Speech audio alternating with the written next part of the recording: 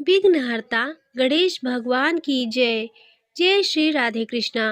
प्रिय भक्तों, आप सभी का दिन शुभ और मंगलमय हो। आज मार्गशीर्ष मास के छठवें दिन सुनेंगे आप मार्गशीर्ष मास कथा अध्याय 6।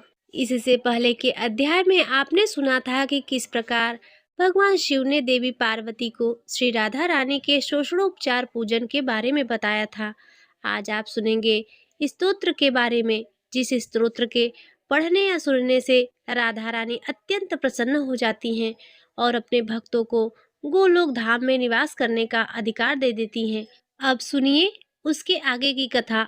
भगवान शिव ने देवी पार्वती से कहा कि हे देवी, इस प्रकार मैंने श्री राधा की पूजा का विधान बताया है। अब स्तोत्र के बारे में भी सुनो। एक बार श्री राधा जी मान करके श्री कृष्ण के समीप से उनके पास से ही अंतर्ध्यान हो गई।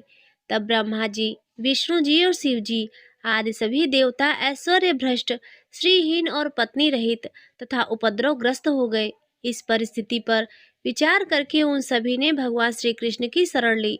उनके स्तोत्र से संतुष्ट हुए सभी के परमात्मा श्री कृष्ण से स्नान करके शुद्ध होकर सती राधिका जी की पूजा करके उनका इस प्रकार स्तवन अर्थात स्तुति की। भगवान श्री कृष्ण बोले, हे सुमुखी श्री राधे, क्या मैं इसी प्रकार तुम्हारा प्रिय हूँ और मुझ में तुम्हारी ऐसी ही प्रीति है? तुम्हारी वाणी में जो छलना थी वो आज अच्छी तरह से प्रकट हो गई है। इस प्रकार तुम कहती थी कि हे कृष्ण, तुम मेरे प्राण हो, जीवात्मा हो। इसी तरह की मीठी मीठी बातें जो तुम नित्य निरंतर बड़े प्रेम से कहा करती थी, अब वो तत्काल कहाँ चली गई? मैं पहले तुम्हारे सामने जो कुछ कहता था, मेरा वचन तो आज भी ध्रुव सत्य है। तुम मेरे पांचों प्राणों की अधिष्ठात्री देवी हो। राधा मेरे लिए प्राणों से भी अधिक बढ़कर प्रिय है। मेरी यह बातें जैसे पहले सत्य थी, उसी तरह आज भी है। मैं तुम्हें अपने पास रखने में समर्थ नहीं हो सका, इसीलिए तुम्हारे बिना मेरे प्राण चले जा रहे हैं। तुम कहाँ चली गई हो? अधिष्ठात्री देवी के बिना भला कौन कहाँ तक जीवित रह सकता है? तुम महाविष्णु की माता, मूल प्रकृति ईश्वरी हो। अपनी कला से तुम सगुण रूप में प्रकट होती हो। स्वयं तो निर्गुणा हो ही, ज्योति पुंज ही तुम्हारा रूप है। तुम वास्तव में निराकार हो। राधे भक्तों पर कृपा करने के लिए ही तुम रूप धारण करती हो। भक्तों की विभिन्न रुचि के कारण तरह तरह की मूर्तियां ग्रहण करती हो। वैकुंठ में महालक्ष्मी और सरस्वती की रूप में ही तुम्हारा ही निवास है। पूर्ण क्षेत्र भारतवर्ष में सत्पुरुषों की जननी भी तुम ही हो। सती और पार्वती के रूप में भी तुम्हारा ही प्राकट्य हुआ है। तुम ही पूर्ण रूपा तुलसी और भुवन पावनी गंगा भी हो। ब्रह्मलोक में सावित्री के रूप में तुम ही रहती हो। तुम अपनी कला से वसुंधरा हुई हो। गोलोक में तुम ही समस्त गोपालों की अधीश्वरी राधा भी हो। राधे, तुम्हारे बिना तो मैं निर्जीव हूँ, किसी भी कर्म को करने में समर्थ नहीं हूँ। तुम्हें शक्ति के रूप में पाकर ही शिव शक्तिमान है। तुम्हारे बिना वे शिव नहीं, सब हैं। तुम्हें ही वेद माता सावित्री के रूप में अपने साथ पाकर साक्षात ब्रह्मा जी वेदों के प्राकट्यकर्ता माने गए हैं। तुम लक्ष्मी जी का सहयोग मिलने से ही जगत पालक नारायण जगत का पालन किया करते हैं। तुम ही दक्षिणा रूप से साथ रहती हो, इसीलिए यज्ञ फल देता है। तुम तो वाणी हो, तुम्हें पाकर ही सभी लोग वक्ता बनते हैं। तुम्हारे बिना पौराणिक सूत भी मूक हो जाता है। जैसे कुम्हार सदा मिट्टी के सहयोग से ही घड़ा बनाने में समर्थ होता है, ठीक उसी प्रकार से तुम प्रकृति देवी के साथ ही मैं सृष्टि रचना में सफल होता हूँ। और तुम्हारे बिना तो मैं सर्वत्र जड़ हूँ, कुछ भी नहीं हूँ, कहीं भी शक्तिमान नहीं हूँ। तुम ही सर्वशक्ति स्वरूपा हो, इसीलिए मेरे निकट आओ। अग्नि में तुम ही दाहिका शक्ति हो।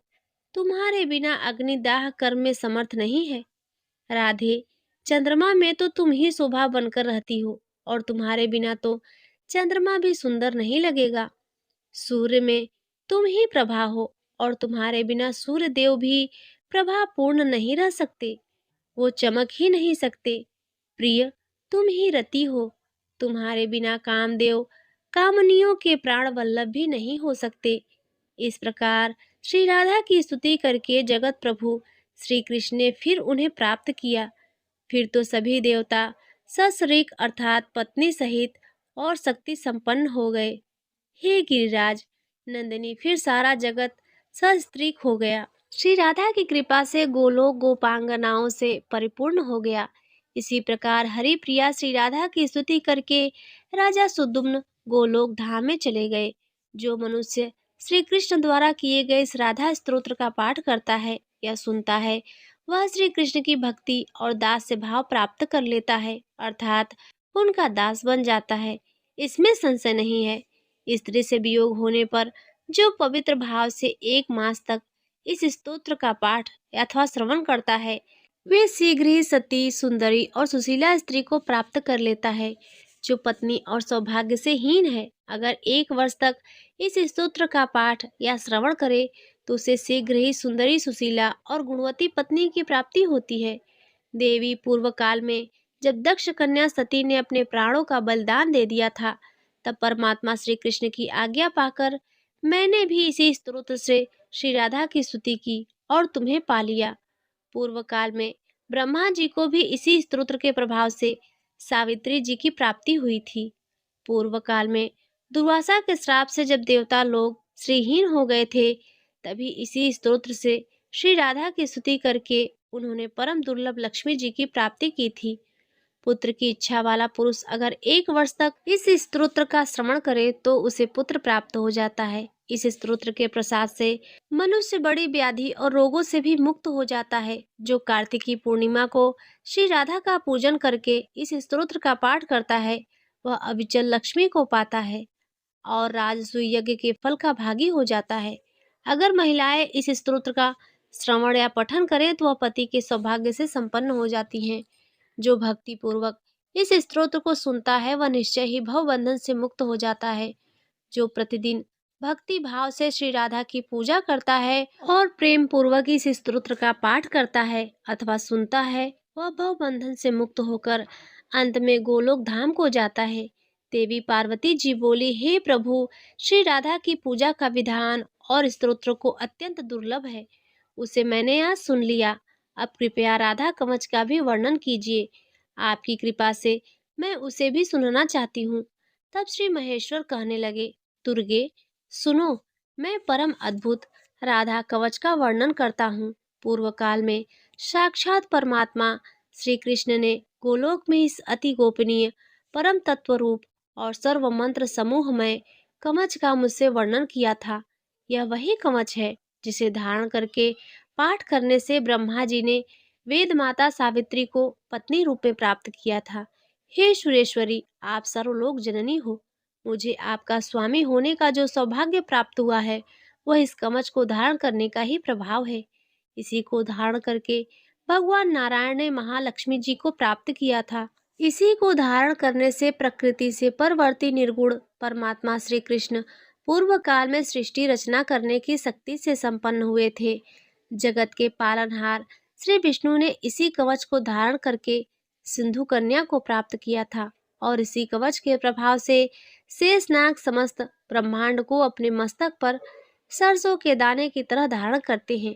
इसी का सहारा लेकर महाविराट प्रत्येक रोमकूप में असंख्य ब्रह्मांडों को धारण करते हैं और सबके आधार बने हैं।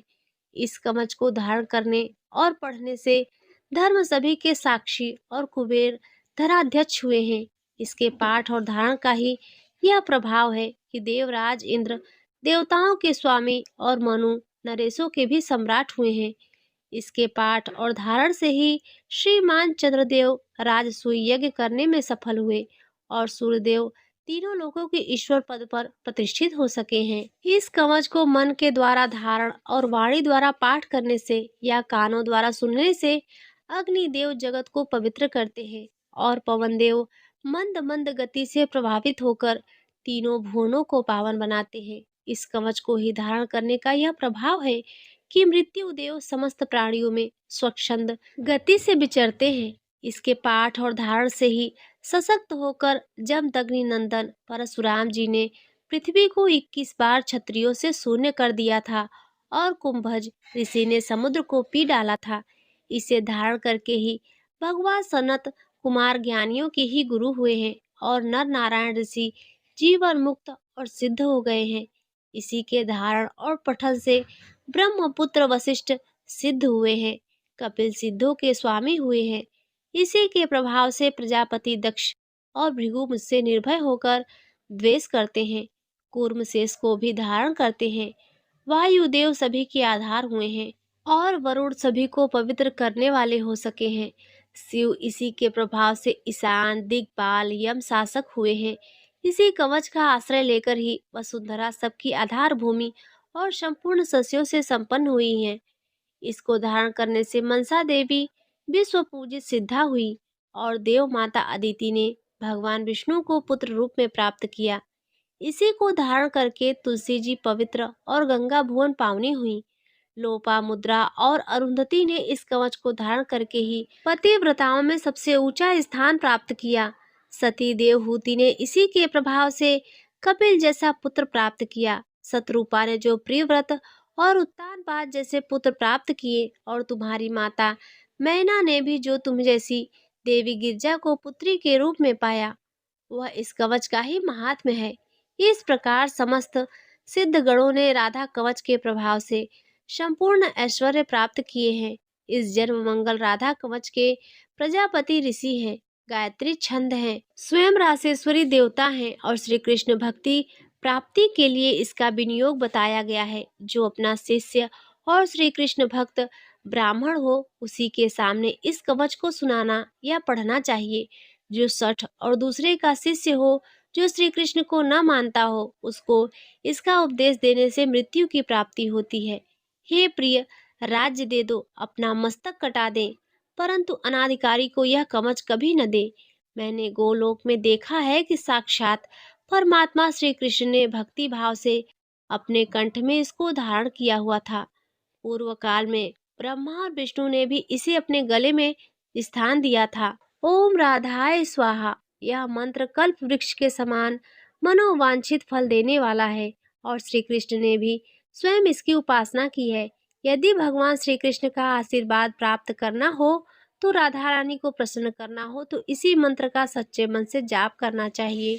राधा मंत्र मेरे मस्तक की रक्षा करे। ओम ह्रीं श्रीं राधिकाय स्वाहा, यह मंत्र मेरे कपाल की और दोनों नेत्रों और कानों की सदा रक्षा करे। ओम राम ह्रीं श्रीं राधिकाय स्वाहा, यह मंत्र सदा मेरे मस्तक और के समूह की रक्षा करे।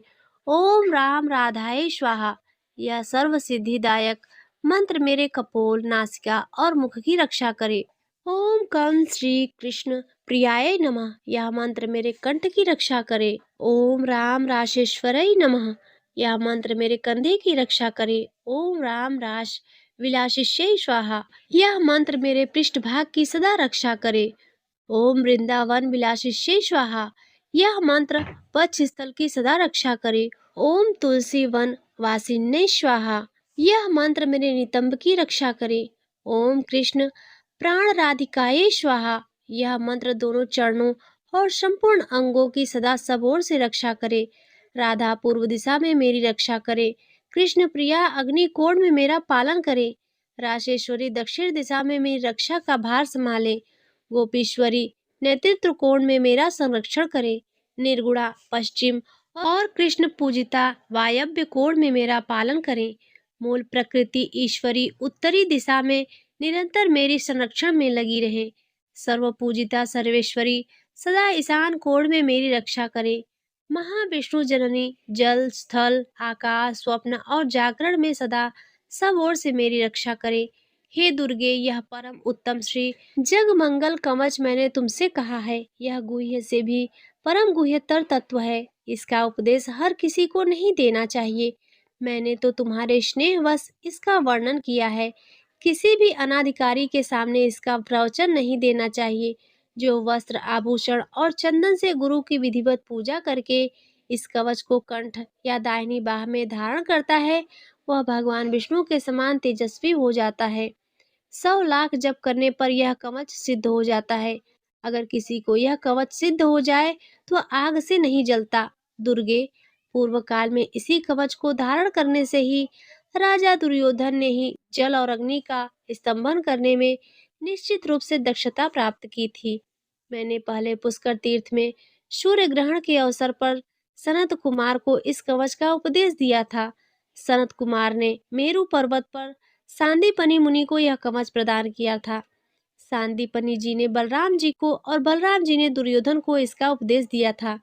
इस कवच के प्रसाद से मनुष्य जीवन मुक्त हो सकता है। जो राधा मंत्र का उपासक होकर प्रतिदिन इस कवच का भक्ति भाव से पाठ करता है, वह विष्णु तुल्य तेजस्वी होता है और राजसूय यज्ञ के फल प्राप्त कर लेता है। संपूर्ण तीर्थों में स्नान, सभी प्रकार का दान, संपूर्ण व्रतों में उपवास, पृथ्वी की परिक्रमा, समस्त यज्ञों की दीक्षा का ग्रहण, सदा सत्य की रक्षा, नित्य प्रति श्री कृष्ण की सेवा, श्री कृष्ण नैवेद्य का भक्षण और चारों वेदों का पाठ करने पर मनुष्य जिस फल को प्राप्त करता है, उसे निश्चय ही वह एकमात्र इस कवच के पाठ से प्राप्त कर लेता है। राजद्वार पर, शमशान भूमि में, सिंहों और व्याघ्र से भरे हुए वन में, दानव नल में, विशेष संकट के अवसर पर, डाकुओं और चोरों से भय प्राप्त होने पर, जेल जाने पर, विपत्ति में पड़ जाने पर, भयंकर और अटूट बंधन में बंधने पर और रोगों से ग्रसित होने पर अगर मनुष्य श्रद्धा पूर्वक इस कवच को धारण कर ले तो वह निश्चय ही समस्त दुखों से दूर हो जाता है। हे दुर्गे, हे महेश्वरी, यह तुम्हारा ही कवच। मैंने तुमसे कहा है, तुम ही सर्वस्वरूपा माया हो और छल से मुझसे इसी विषय में पूछ रही हो। श्री नारायण कहते हैं, हे नारद, इस प्रकार राधिका जी की कथा कहकर बारंबार माधव का स्मरण करके भगवान शंकर के संपूर्ण अंगों में रोमांच छुआया। प्रेम से उनके नेत्रों से आंसुओं की धारा बहने लगी। श्री कृष्ण के समान कोई देवता नहीं है, गंगा जैसी दूसरी नदी नहीं है, पुष्कर के समान कोई तीर्थ नहीं है और ब्राह्मण से बढ़कर कोई वर्ण नहीं है। हे नारद, जैसे परमाणु से बढ़कर सूक्ष्म, महाविष्णु से बढ़कर महान और आकाश से अधिक विस्तृत दूसरी कोई वस्तु नहीं है, ठीक उसी प्रकार वैष्णवों से बढ़कर ज्ञानी और भगवान शंकर से बढ़कर कोई योगेंद्र नहीं है। देवर्षि, उन्होंने ही काम, क्रोध, लोभ और मोह पर विजय प्राप्त की है। भगवान शिव सोते जागते हर समय श्री कृष्ण के ध्यान में लीन रहते हैं। जैसे श्री कृष्ण है वैसे शिव है। श्री कृष्ण और शिव में कोई भेद नहीं है। वत्स, जैसे वैष्णवों में शंभु और देवताओं में माधव श्रेष्ठ है, उसी प्रकार कवचों में यह जग मंगल राधा कवच सर्वोत्तम है।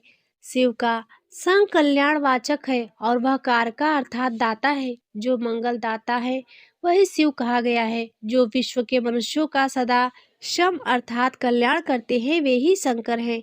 कल्याण का तात्पर्य यहाँ मोक्ष से है। ब्रह्मादि देवता और वेदवादी मुनि यह महान कहे गए हैं। उन महान पुरुषों के जो देवता हैं उन्हें महादेव कहते हैं। संपूर्ण विश्व में पूजित मूल प्रकृति ईश्वरी को महती देवी कहा गया है। उस महादेवी के द्वारा पूजित देवता का नाम महादेव है। विश्व में स्थित जितने महान हैं उन सबके वे ईश्वर हैं।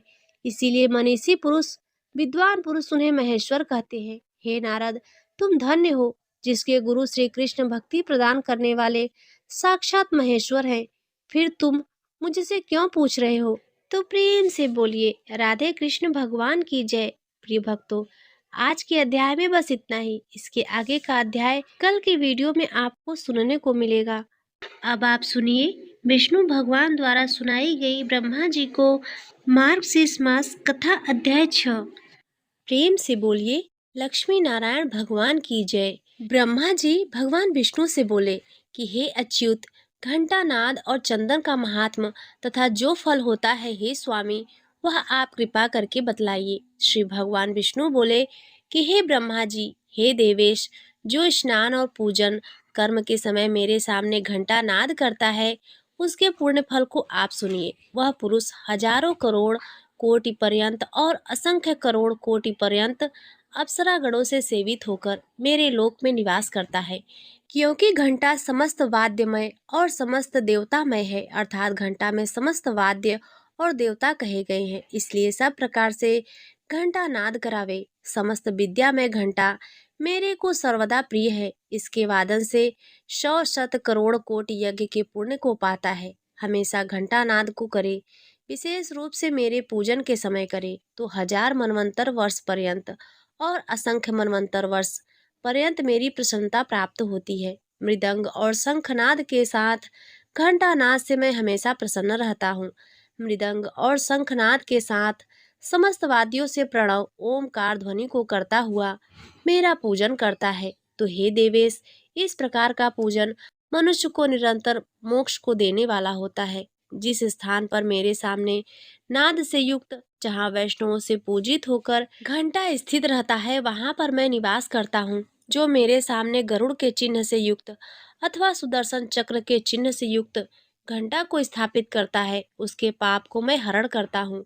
जो मेरे पूजन के समय घंटा नाद को करता है, उसके 100 जन्म के संचित पाप भी नष्ट हो जाते हैं। मेरे शयन के समय व पूजन के समय भक्ति भाव से घंटा नाद को करे तो करोड़ों कोटि कोटि गुना अधिक फल होता है। जो गरुड़ के ऊपर स्थित शंख चक्र गदा पद्म से युक्त तथा लक्ष्मी युक्त मुझ देवेश की पूजा करते हैं, वे लोग तीर्थ देवता दर्शन यज्ञ व्रत दान और उपवास व तीर्थ आदि को करने का फल केवल पूजन करने से ही सब कुछ मिल जाता है।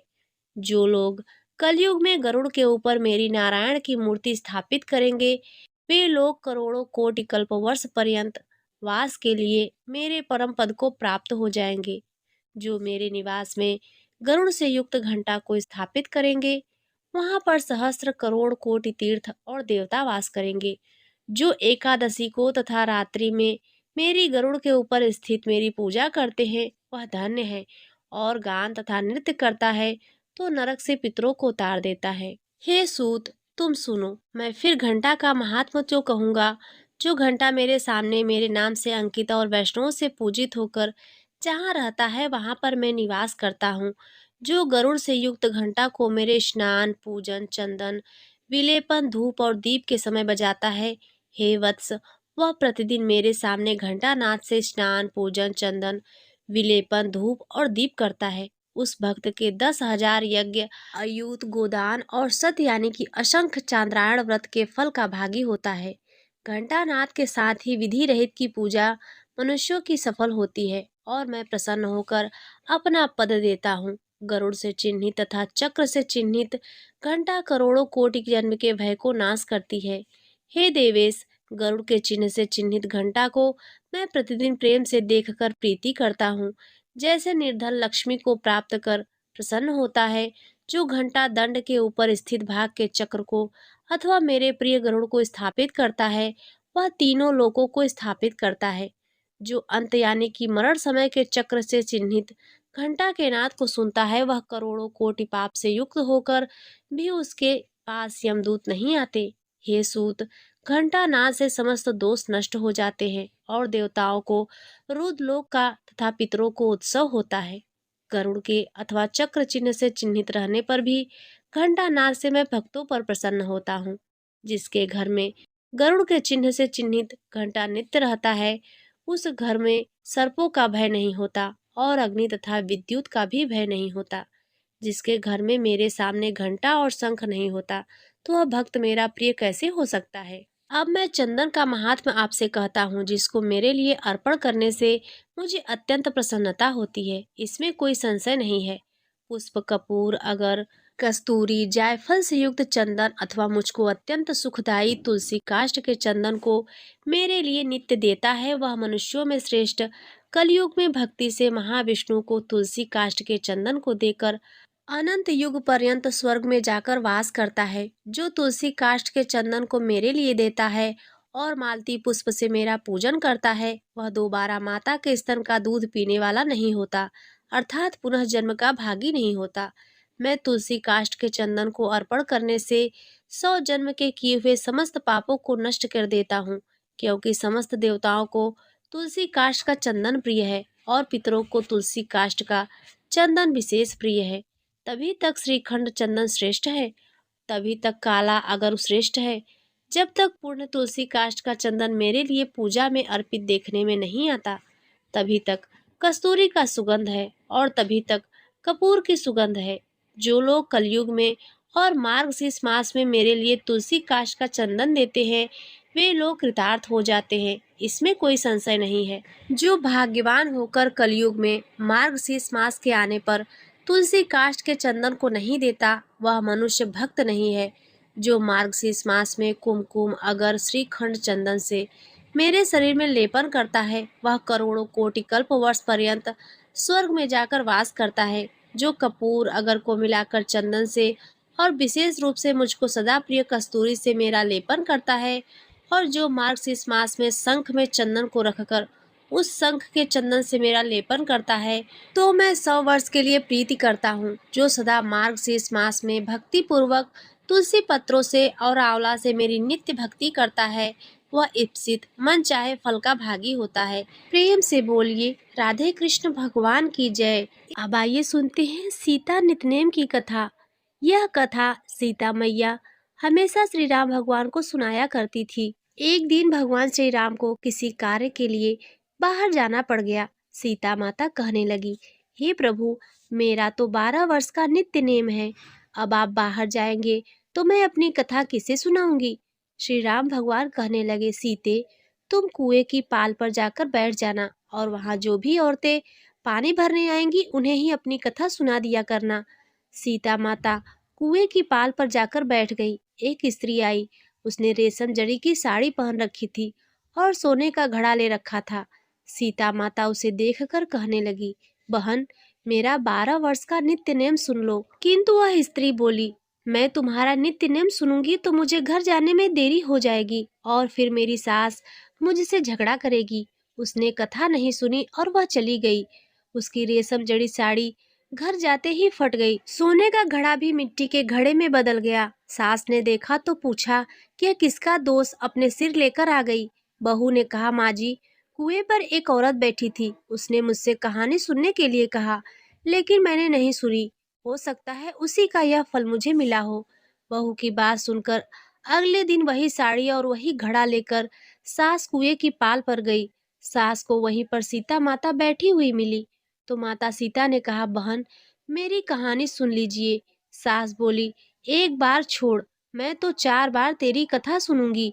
तब सीता माता कहने लगी, राम आए लक्ष्मण आए, देश के पुजारी आए, नित्य नेम का नेम लाए। आओ राम बैठो राम, तप्त रसोई जीमो राम, माखन मिश्री खाओ राम, दूध बतासा पियो राम, सूत के पलंग का ओढ़ो राम, साल दुशाला पोढ़ो राम, साल दुसाला ओढ़ो राम, जब बोलूं जब राम ही राम, राम सवारे सबके काम, खाली घर भंडार भरेंगे, सबका बेड़ा पार करेंगे, श्री राम की जय, जय जय राम, जय जय राम। कहानी सुनकर सास बोली, बहन, कहानी तो बहुत ही अच्छी लगी। कहानी सुनकर सास अपने घर चली गई और घर जाते ही उसकी फटी हुई साड़ी फिर से रेशम जरी की बन गई और मिट्टी का घड़ा भी वापस से सोने के घड़े में बदल गया। देखकर बहू कहने लगी, सासू माँ, आपने यह सब कैसे किया। सास ने कहा, बहू, तू जो दोष लगा कर आई थी, मैं अब दोष उतार कर आई हूँ। बहू ने फिर पूछा, माँ जी, वह कुएं वाली स्त्री कौन है। सास बोली, वह तो सीता माता थी। पुराने से वे नया कर देती हैं, खाली घर में भंडार भर देती हैं, और वह तो लक्ष्मी जी का वास भी अपने घर में कर देती हैं। मनुष्य की जो भी इच्छा हो उसे पूरा कर देती हैं। तब बहू बोली, माँ जी, फिर तो ऐसी कथा मुझे भी सुना दो। सास बोली, ठीक है, तुम भी सुनो। फिर सास ने कथा शुरू की और पूरी नित्यनेम की कथा बहू को सुनाई।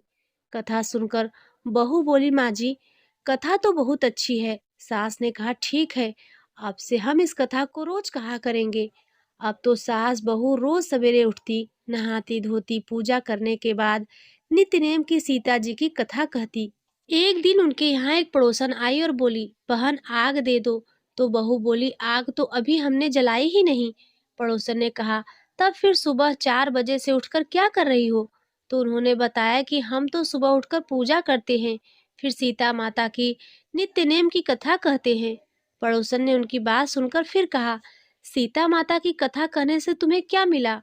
तब वे बोली कि इनकी कथा कहने से तो घर में भंडार भर जाते हैं, सारे काम सिद्ध हो जाते हैं, सारी मन की कामनाएं भी पूर्ण हो जाती हैं। पड़ोसन बोली, बहन, फिर तो ऐसी कथा मुझे भी सुना दो। तब बहू बोली, ठीक है, तुम भी यह कथा सुन लो। बहू ने भी वही नित्यनेम की कथा पड़ोसन को सुनाई। सारी कथा सुनने के बाद पड़ोसन कहने लगी, बहन, कथा तो मुझे बहुत अच्छी लगी। अब तो वह पड़ोसन भी नित्य नेम सीता माता की कथा कहने लगी। कथा कहने से सीता माता ने पड़ोसन के भी भंडार भर दिए। अब तो पूरे मोहल्ले में नित्य नेम की कथा चल पड़ी और हर किसी की मनोकामना पूर्ण होने लगी। हे सीता माता, जैसे आपने उन सभी के भंडार भरे, वैसे ही आप हमारे भी भंडार भरना। कहानी कहने वाले, सुनने वाले और हुकारा भरने वाले के भी भरना। सभी प्रेम से बोलिए, सीता माता की जय, सीता नित्य नेम की कथा की जय। तो प्रेम से बोलिए, सीता राम भगवान की जय। प्रिय भक्तों, अब आइए सुनते हैं श्री कृष्ण भगवान की चालीसा और आरती। श्री कृष्ण चालीसा। दोहा। बंसी शोभित कर मधुर, नील जलद तन श्याम, अरुण अधर जनु बिंब फल, नयन कमल अभिराम, पूर्ण इंद्र अरविंद मुख, पीतांबर शुभ साज, जय मनमोहन मदन छवि, कृष्ण चंद्र महाराज। चौपाई।